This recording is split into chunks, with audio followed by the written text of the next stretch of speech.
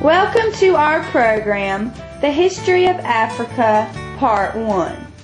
Today we have Dr. Franklin Peabody IV from Harvard University.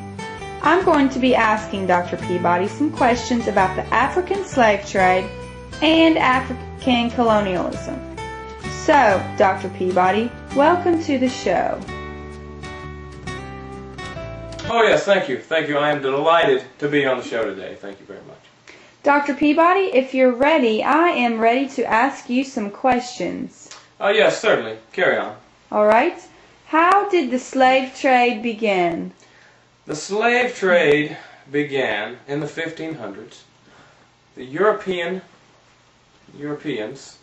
several countries in Europe, France, Britain, Spain, Portugal, they came down to Africa. They would bring goods such as metals, guns, cloth, and they would trade those with African rulers. Now these African rulers were rulers that had gone on previously and battled in wars and defeated other villages, other rulers, and taken those soldiers as captives.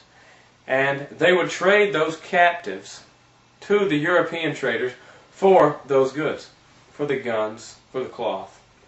The European traders would in turn, pardon me. The European traders would in turn put the slaves on ships, on large ships. It was a very, very dreadful thing. They'd put them on large ships and they would travel to North and South America. Now many slaves were sick and got diseases on the way over to the Americas, and they died, and the slave traders would just throw the bodies overboard. They would just throw the bodies overboard. And when they got to the Americas, when they got to the Americas, they would sell the slaves to plantation owners and other slave traders. They would sell the slaves to the plantation owners. The European traders would then, in turn, take that money, buy more goods. They would buy more goods such as from plantation owners, such as tobacco, cotton, sugar, things of that nature. And then they would go back to Europe and sell their goods once again and start the cycle over. This is known as the triangle slave trade. The triangle slave trade. Very interesting. Now my next question is, how many Africans were sold into slavery? From around 1520 to about 1860, it's believed, it's estimated that anywhere between 10 and 12 million Africans were sold into slavery. And what kind of impact did it have on Africa? Well, that was very disappointing, terrible impact it had on Africa, because the slaves were in between the ages of 18 and 30 years of age. Most of them were males in between 18 and 30 years of age. Pardon me. And they would, when you take the 18 to 30 years of age males from the villages in Africa, that really puts a struggle on the African families and the living, their living situations and their farming. So you're taking the most of the well-bodied workers and the family members from those families. So it really destroyed the whole family system there. Okay, and when did all this end? Well, as I said, slaves were traded and brought over and over to the Americas until the 1860s, but it officially ended in, I believe, when was that? I believe it was 1808. Yes, 1808, when it actually became illegal to ship slaves, but obviously it didn't stop. Okay, and what is colonialism? Okay, colonialism is very interesting, and it also involves the Europeans and Africa. Now, many European countries, France, Britain, Portugal, Spain, Italy, Germany, they all came down to Africa and colonized areas. They made them their own colonies. They took control of those areas, and they took those areas because of the natural resources that were in Africa. Because of the natural resources that were in Africa, such as diamond, gold, copper, iron, and they used those for their own. They exploited that, and they used those for their own. Very interesting. So, how did the European countries keep from fighting over the land?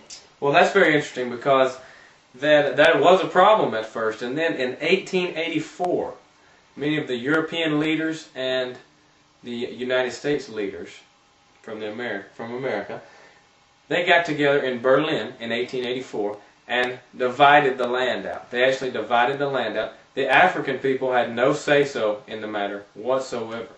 And this colonialism was not only did it take away the African people's land, it also took away their values, their traditions, their customs, their old ways of life, because the Europeans would try and actually they would try and make the Africans more European, get them accustomed to their ways and their ways of life, and they tried to get rid of the African traditions actually. So, what kind of effect did this have on the African natives? Well, the African natives, it had a large effect on them, huge effect on them, because they were taking their land. They were eventually taking them as slaves, and at some points, and it had a huge effect on them. Even when they started to try to regain their independence, it was difficult because it caused conflicts among the tribes, among the African tribes. So not only were they having conflicts between the European colonizers, the people coming down from Europe, and creating colonies in Africa, they were also having problems and having battles among themselves, among the native tribes.